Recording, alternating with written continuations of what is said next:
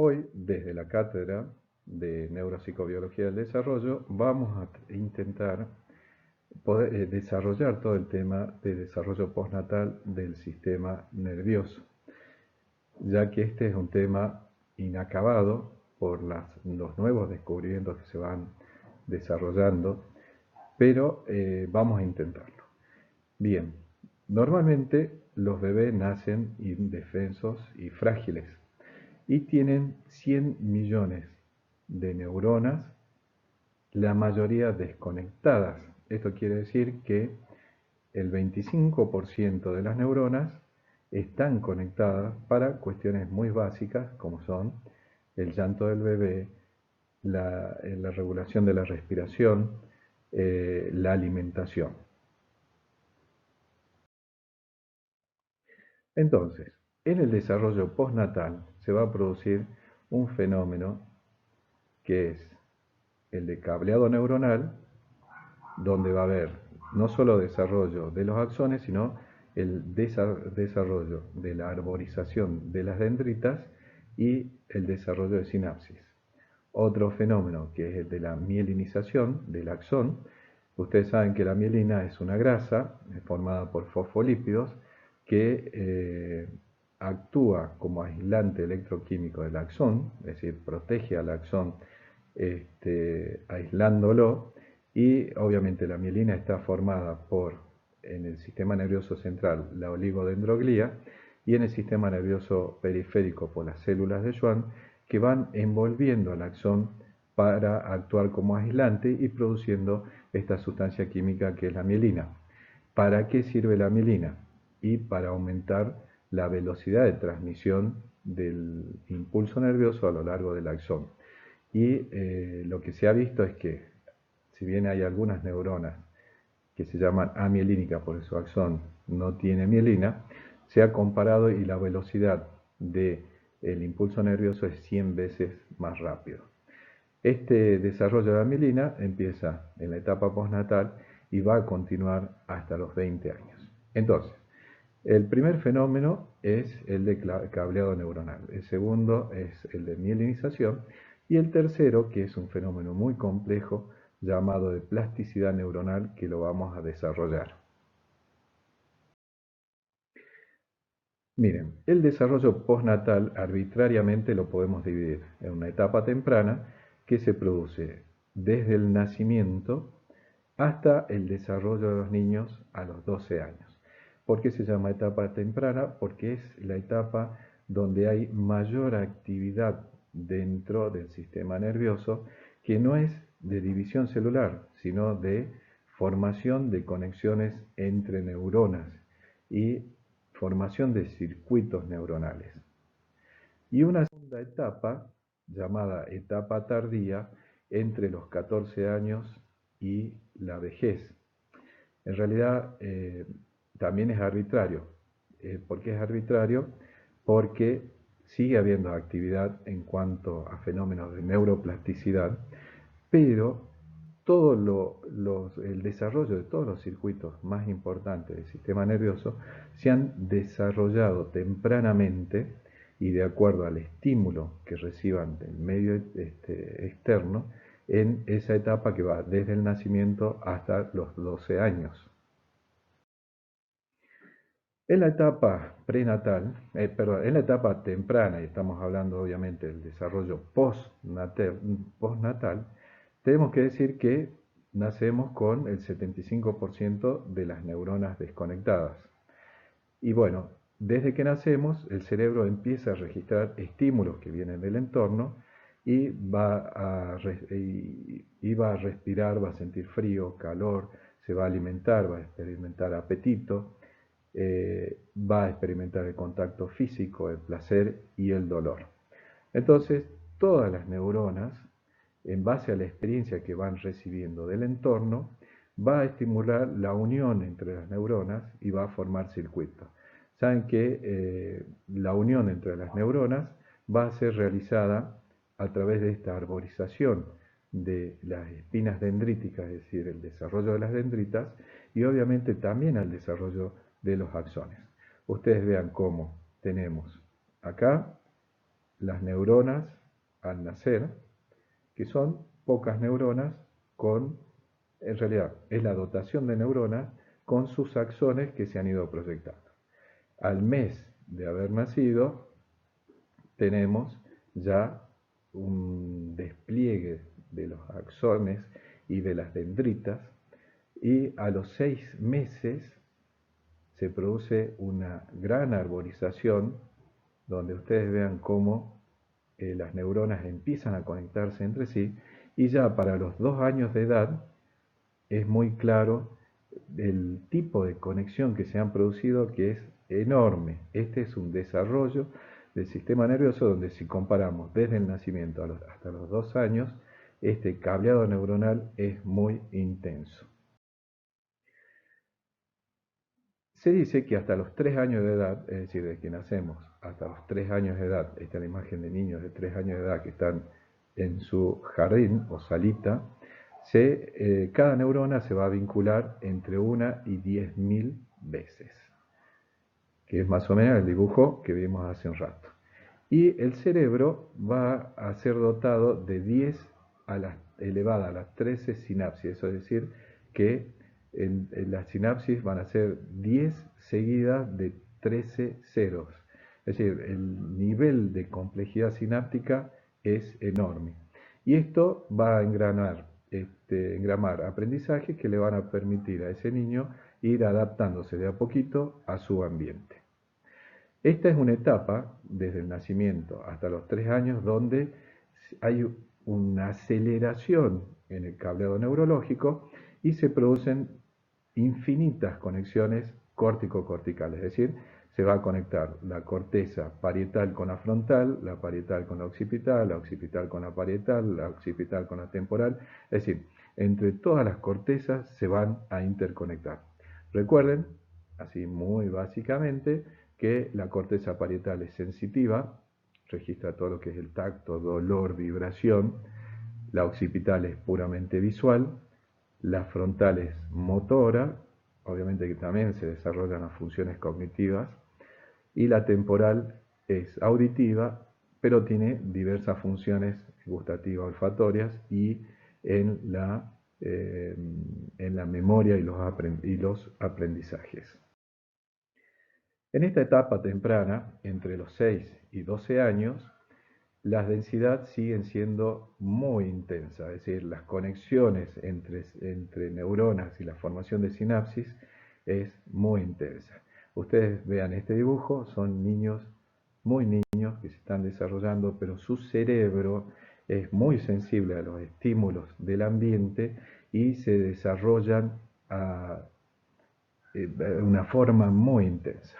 Entonces, obviamente que este desarrollo va a ser en respuesta a la experiencia y se van a desarrollar las funciones que vienen programadas en los genes, pero que para desarrollarse necesitan de estímulo, que son el lenguaje, las funciones ejecutivas, las funciones emocionales y la coordinación de las vías motoras. Veamos específicamente qué va pasando en esta etapa hasta los 12 años con el lóbulo frontal y su maduración con respecto a la primera actividad, que es el lenguaje o la primera capacidad o habilidad. Vamos a ver que el desarrollo dendrítico, sobre todo en el hemisferio derecho, en los primeros 6 a 12 meses luego de nacer, es siempre del lado derecho, y la comunicación que tiene ese niño es puramente afectiva. Mientras que a partir de los 6 meses hasta los 6 años de edad, ya la actividad y el desarrollo de dendritas va a ser en el hemisferio izquierdo, con el desarrollo, obviamente, que estamos hablando del lóbulo frontal, del área de Broca, que es encargada de la producción del lenguaje, y vamos a ver cómo a los 6 años ya el área de Broca queda estable y formada y va a persistir de la misma forma hasta la vida adulta. Y vamos a ver cómo el niño, a medida que se va desarrollando este hemisferio izquierdo en el lóbulo frontal, en el desarrollo del lenguaje, que va mejorando el niño en su capacidad para entender la sintaxis y las formas más complejas del lenguaje. Entonces, inicialmente el lenguaje es del lado del hemisferio derecho, del lóbulo frontal derecho, pero a los pocos meses ya empieza a desarrollarse de manera definitiva nuestro centro del lenguaje en el hemisferio izquierdo. Con respecto a las funciones ejecutivas, y seguimos hablando del lóbulo frontal, y esto es muy interesante. Los niños de 6 años tienen dificultades para inhibir todas sus respuestas motoras y recordar el orden temporal de los patrones visuales. Es decir, son niños que están en crecimiento y que ustedes lo conocerían como esos niños que el padre o la madre dice, no, esto no lo vamos a comprar porque no tenemos dinero, y el chico hace un berrinche y no inhibe sus respuestas motoras porque no comprende obviamente el desarrollo de las funciones ejecutivas. Entre los 6 y los 8 años, ya a los 8 años, ya estas funciones ejecutivas se empiezan a consolidar, ya que un niño de 8 años puede inhibir sus respuestas motoras. Entonces ya empieza la comprensión de algunas actividades vinculadas obviamente al desenvolvimiento social. Y luego tenemos que entre los 10 y los 12 años ya los niños dominan esto de inhibir las respuestas motoras, recordar el orden temporal de los patrones visuales, utilizar estrategias para recordar tareas, bueno, todo lo que tiene que ver con las funciones ejecutivas, y se ha visto que ya a partir de los 10 años una función muy importante y con la cual vamos a trabajar siempre, que es la flexibilidad cognitiva, ya a partir de los 10 años empieza a estar de manera más persistente engramado en este lóbulo frontal. Y obviamente estamos hablando del lóbulo frontal, pero un área muy específica que es la corteza prefrontal. Con respecto a las funciones emocionales, y estamos hablando del lóbulo frontal, acá ustedes ven el dibujo, en realidad es un preparado de anatomía, donde se ve el cuerpo calloso, y ustedes vean todas las fibras que son conjuntos de acciones mielinizados que cruzan del cerebro derecho al cerebro izquierdo, que hacen que se comuniquen estos dos cerebros y desarrollen todo lo que es una sola mente. Por eso dice que tenemos una sola mente y dos cerebros. Un cerebro derecho con funciones específicas y un cerebro izquierdo con funciones específicas. Y vamos a ver que, bueno, obviamente los niños que son menores de 9 años tienen tendencia a reaccionar más ante estímulos emocionales, y los adolescentes y los adultos ya como que regulan esto. Obviamente que en los adolescentes tenemos que ver también los factores hormonales, el desarrollo de la pubertad, donde las cuestiones emocionales pesan. Entonces, ¿por qué vuelvo a esto del cuerpo calloso? Porque las funciones emocionales dependen de la maduración, del proceso de maduración del cuerpo calloso, en el cual tanto el cerebro derecho puede inhibir o controlar lo que es la actividad emocional del cerebro izquierdo. Y esto es recíproco, digamos. Y vamos a ver cómo la depresión en niños y adultos puede ser resultado o porque hay hipoactivación del lóbulo frontal izquierdo o hay mucha actividad en el hemisferio derecho. Entonces, el equilibrio va a resultar de cómo se ha madurado este cuerpo calloso y ha logrado las interconexiones entre estos dos hemisferios en sus áreas frontales. Y esto es como curiosidad, que como la depresión siempre tiende a aparecer en torno a la pubertad, y eso está relacionado mucho con ya la estabilización de las fibras del cuerpo calloso y una predisposición genética para el desarrollo de la depresión y un cierto dominio del hemisferio derecho. Bien, dejamos el lóbulo frontal, vamos al lóbulo parietal, y el lóbulo parietal vamos a ver que, recuerden que su función es sensitiva. Nosotros nacemos con las funciones sensitivas establecidas, y el niño es muy sensible al contacto físico de la madre cuando acaricia su piel, su rostro, lo baña y estimula el desarrollo del sistema nervioso. Entonces, sobre todo en el hemisferio derecho, y estamos hablando del lóbulo parietal, se acelera la maduración cerebral entre el primer mes a los 3 años. Recuerden que en, en el lóbulo parietal está la corteza parietal posterior, que es de asociación, donde se producen fenómenos en el cual son fenómenos complejos de asociación y síntesis compleja simultánea y de síntesis espacial concreta, que hace que el individuo integre todos los estímulos y forme una imagen mental del cuerpo y del espacio. Y bueno, todo lo que es la percepción táctil de las formas, es decir, uno a través de la mano tocar algo sin el uso de la vista y poder definir qué es un elemento, es decir, meter la mano en el bolsillo y decir, bueno, acá tengo una moneda o tengo unas llaves, esto ya se empieza a producir entre los 8 y los 12 años de edad, y entre los 12 y 14 años de edad va a ser un rendimiento similar a los de los adultos, es decir, todo el desarrollo del sistema táctil ya entre los 12 y 14 años queda estabilizado para el resto de la vida.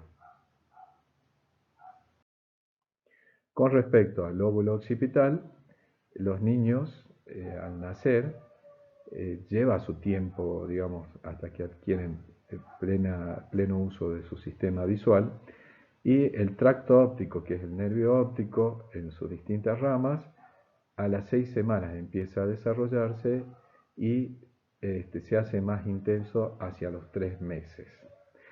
Ahora, miren lo interesante que es esto, que es el fenómeno que produce en el cual los estímulos del entorno desarrollan o no desarrollan áreas del sistema nervioso, y vemos como niños que han nacido con cataratas quiere decir que nacen con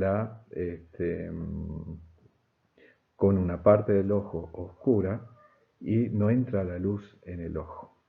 Es decir, al no entrar el estímulo lumínico, y si no se operan tempranamente y pasan los días, lo que va a pasar es que estas señales lumínicas nunca van a alcanzar las neuronas y de la corteza occipital, estamos hablando del lóbulo occipital, y no se va a activar la maquinaria genética para que esas neuronas se conviertan en neuronas de la visión. Entonces, esta maquinaria genética necesita del estímulo lumínico. Y bueno, ¿qué son las cataratas? Las cataratas, el cristalino nace opaco, entonces no entra luz ni imagen a la retina, y de tal forma no se producen estímulos que lleguen hasta la corteza occipital. Y con respecto al lóbulo temporal, recuerden que está vinculado con el lenguaje, el niño dice que ya discrimina sonidos del lenguaje de la madre entre los 1 y 4 meses de edad. Y hay un fenómeno de lateralización en el cual el cerebro izquierdo se va a ocupar preferentemente de los sonidos de carácter lingüístico, y el hemisferio derecho se va a encargar de todos los sonidos que tengan que ver con la melodía y todo lo que no sea lingüístico. Muy bien. Como verán, todas estas funciones de maduración, desarrollo, se producen hasta los 12 años de edad de una manera intensa. Veamos qué pasa luego de los 14 años. En esta etapa tardía, en los 14 años, las conexiones sinápticas son menos densas y van a depender siempre del estímulo externo. Ahora, esta desaceleración va a seguir hasta los 45 años. Entonces, ¿de qué va a depender? De la experiencia. Sabe que la experiencia y los estímulos, por ejemplo, estamos hablando de jóvenes, adolescentes, donde los estímulos pueden ser desafíos, lectura, el estudio. Por ahí, si no se producen estos estímulos, las conexiones sinápticas se van perdiendo. Es decir, si no, uno no las usa, las pierde. Entonces, esta es una etapa que necesita desde el sistema educativo y desde la familia una mayor motivación. Es decir, generarle desafíos a ese joven para que su cerebro empiece a desarrollar más conexiones sinápticas. Entonces, un entorno estimulante va a vigorizar todas estas comunicaciones entre neuronas en un fenómeno llamado de neuroplasticidad, que ya lo vamos a ver en un momento. Y mientras que el aburrimiento, la actitud negativa o depresiva van a resultar negativos. Por ahí esta etapa de la adolescencia y la juventud es muy sensible a los desafíos y el esfuerzo, uno como valor tiene que seguir intentando estimular al joven en el esfuerzo, en la vocación, en seguir intentándolo. Bien, y lo interesante es que esta plasticidad neuronal, que es nuestra esperanza de esta etapa tardía, no desaparece con los años y se estimula mediante la curiosidad, la motivación, el interés, el entusiasmo y la persistencia. Por eso es una etapa muy sensible donde uno tiene que preparar a los jóvenes y buscando qué cosas los motiva también.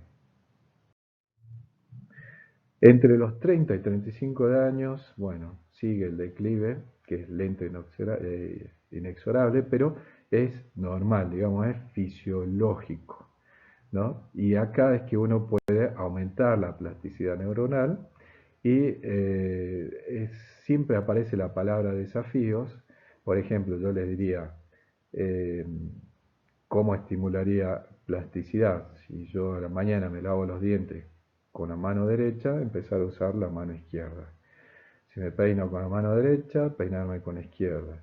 Empezar a leer libros, empezar a aprender manualidades, desarrollar tareas que no son habituales, pero que me generan experiencia y el cerebro responde de una forma magnífica.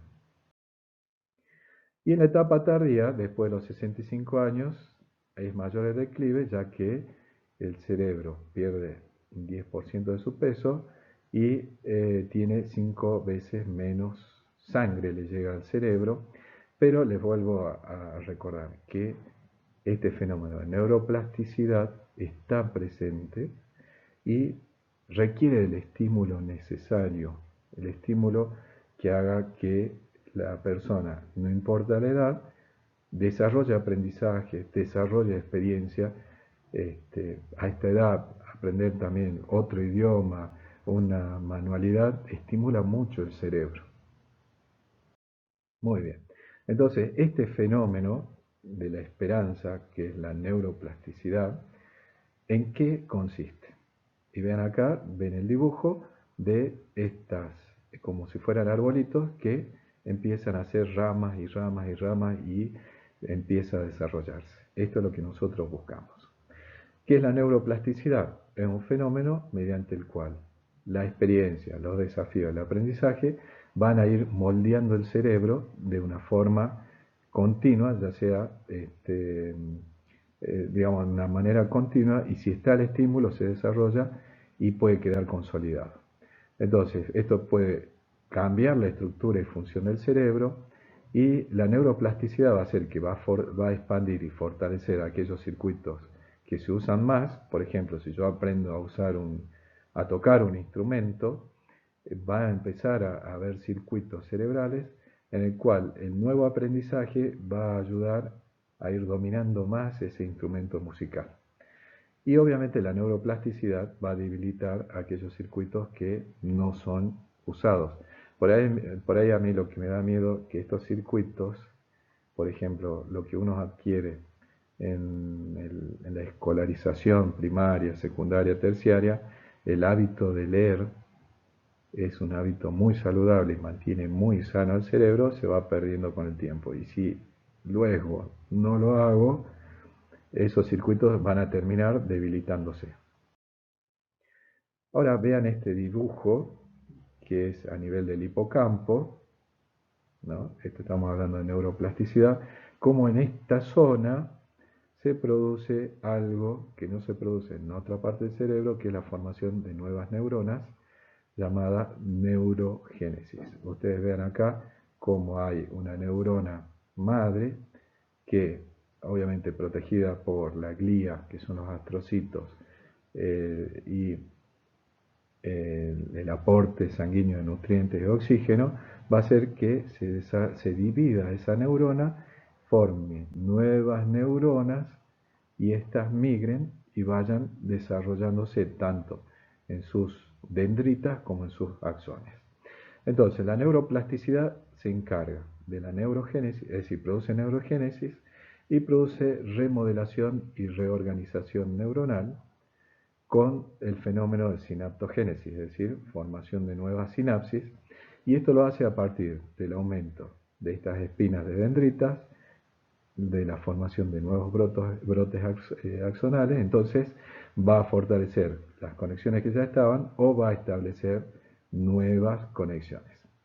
Entonces, como dijimos también hace rato, hay podas sinápticas, es decir, aquellas que no son usadas se eliminan, y hay un fenómeno que es el de evitar la neurotoxicidad. La neurotoxicidad es decir que se mueran neuronas. Entonces se van a producir factores que estimulan el crecimiento de las neuronas y evitan su muerte, ya sea por un proceso tóxico de radicales libres que tienen que ver con la alimentación, o por muertes por apoptosis. Apoptosis quiere decir la muerte programada. Las células nacen y tienen un cierto ciclo de vida con una muerte programada. Veamos los factores de riesgo que pueden afectar toda esta etapa postnatal. Y evidentemente al comienzo la desnutrición infantil es la más importante. La desnutrición tiene efectos devastadores, sobre todo en el primer año de vida, que es donde se produce, y hasta los 2 años de vida, donde se produce esa arborización y la formación de sinapsis. Así que tanto la desnutrición infantil como tener en cuenta el cuidado del bebé, y estamos hablando del afecto, del contacto físico, que no necesariamente tiene que ser la madre, puede ser la persona encargada, la abuela, la tía, alguien que se hace cargo de ese bebé para el desarrollo del sistema nervioso. Y vamos a ver cómo propiamente, si hay déficit de vitamina A, va a producir dificultades del desarrollo, dificultades del aprendizaje, problemas motores, alteraciones del estado de ánimo y alteraciones emocionales. Mientras que la vitamina B, que está vinculado con la formación de la vaina de mielina, va a producir ataxia, es decir, trastorno de la marcha, pérdida del equilibrio y alteraciones en los reflejos motores. Bien, la estimulación ambiental como factor de riesgo. Es un factor crítico. Acá ven estos niños escolarizados. Entonces, la estimulación es importante para el desarrollo cerebral y la capacidad de aprendizaje del niño. Obviamente nosotros estamos genéticamente programados para desarrollar muchas habilidades y capacidades, pero siempre eso va a estar determinado por los estímulos que vengan del entorno para el desarrollo de las áreas específicas del sistema nervioso. Entonces, tanto el desarrollo de estas habilidades que son el lenguaje, la capacidad intelectual, la adaptación social, siempre van a estar influidos por los estímulos que vengan del entorno. ¿Quién es el entorno? La familia, los abuelos, la maestra, todas esas personas que son significativas. ¿Qué va a pasar si el niño tiene experiencias tempranas negativas? Esto es cierto, pero hay que tomarlo con pinza porque la neuroplasticidad, si uno mejora ese entorno, el niño tiene chances de desarrollar nuevas uniones sinápticas para experimentar distinto a la vida. Pero pongamos un niño que solo recibe experiencias negativas como maltrato verbal, abusos, en general se va a asociar con una variedad de desórdenes en el futuro, donde tenemos la depresión, la ansiedad, el pensamiento suicida, la agresión, la impulsividad, la hiperactividad, la tendencia delictiva y el abuso de sustancias, y también enfermedades, desarrollo de enfermedades orgánicas. Hoy por hoy se ve que a la consulta llegan niños, cada vez más niños, con brotes psicóticos, es decir, pérdida del contacto con la realidad, y también, bueno, el desarrollo de esquizofrenia, del consumo de drogas y el alcohol, cada vez más jóvenes. Y al revés, ¿qué pasa si son, en vez de tener experiencias negativas, son todas positivas, en el sentido de que son niños sobreprotegidos? ¿Qué va a pasar? Estos chicos también tienen problemas de adaptación porque no van a superar las heridas de la vida, que son normales y forman parte de la vida. Entonces, estos niños tienen tendencia a carecer de seguridad. ¿Por qué? Porque no han sido expuestos al dolor, a la tristeza, al sufrimiento, que son parte normal de la vida. Y entonces el cerebro no desarrolla circuitos para poder desarrollar habilidades, y acá aparece la palabra resiliencia, que básicamente la resiliencia es afrontar la adversidad y salir fortalecido. Siempre en la resiliencia hay un factor que creo que es crítico, que tiene que haber una persona significativa que les dé esa mano para poder afrontar todas las experiencias de la vida. Y por otro lado, el niño tiene que tener esa característica resiliente para aprovechar las oportunidades que se le dan. Entonces, un niño sobreprotegido no desarrolla habilidades para enfrentar y superar las adversidades. Y bueno, este médico, Boris Cyrulnik, un sobreviviente de la Segunda Guerra Mundial, que es psiquiatra y escribió el libro Patito Feo, él es uno de los que propulsa la idea de la resiliencia. Y él dice que es necesario que el niño conozca el miedo para poder superarlo. Privarlo de él es una manera de convertirlo en vulnerable. Bien, otro tipo de factores de riesgo son las complicaciones obstétricas en el momento de nacer, y la mayoría produce lesiones neurológicas. Pero también, digamos, si el parto es dificultoso, la placenta deja de pasarle sangre al bebé y hay privación de oxígeno del sistema nervioso, que conduce a las lesiones neurológicas, ¿no?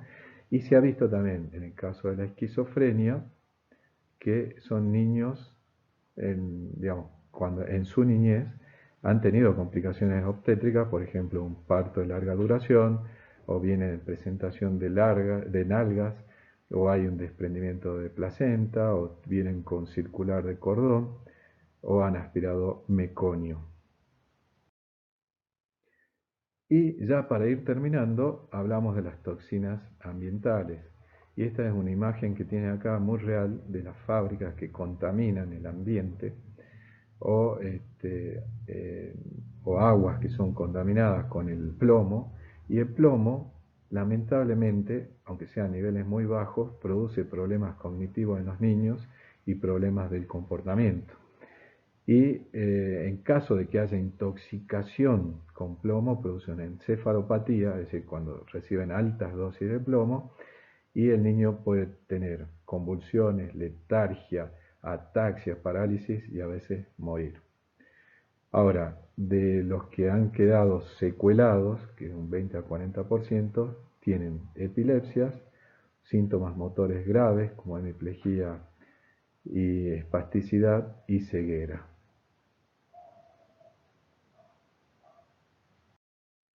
En conclusión, los fenómenos que suceden durante la etapa postnatal son el cableado neuronal, el desarrollo de dendritas y sinapsis, la mielinización y los fenómenos de neuroplasticidad. El máximo desarrollo de la estructura y organización del sistema nervioso se produce hasta los 12 años, que es lo que hemos explicado en esta charla. ¿Y qué pasa luego de los 14 años? Bueno, sigue habiendo conexiones sinápticas, pero son menos densas, es decir, hay menos. Y después de los 30 a 35 años, el declive es lento e inexorable, pero recuerden que es fisiológico, que es normal. Y como luz de esperanza están los fenómenos de neuroplasticidad, que en realidad no solo se aplicarían para lo que estamos viendo, sino para la rehabilitación de personas, por ejemplo, que han tenido un accidente de tránsito y han quedado con hemiparesia, hemiplegia, y estimular los fenómenos de neuroplasticidad mejoran estos cuadros. Y bien, estos fenómenos de neuroplasticidad van a moldear y remodelar el cerebro una y otra vez, pero siempre dependiendo de los estímulos y desafíos. Y los factores de riesgo que se presentan, ya sea en el momento del nacimiento, en los 2 primeros años de vida, que es la desnutrición, y el cuidado del niño, van a ser centrales para la vida posterior de ese niño. Y sabemos que las toxinas ambientales dañan el cerebro. Bien, para mayor consulta tienen o el drive de la institución o la cátedra tiene este blog que es de acceso gratuito donde pueden seguir haciendo sus consultas. Espero que les haya sido útil el desarrollo de esta temática. Saludos.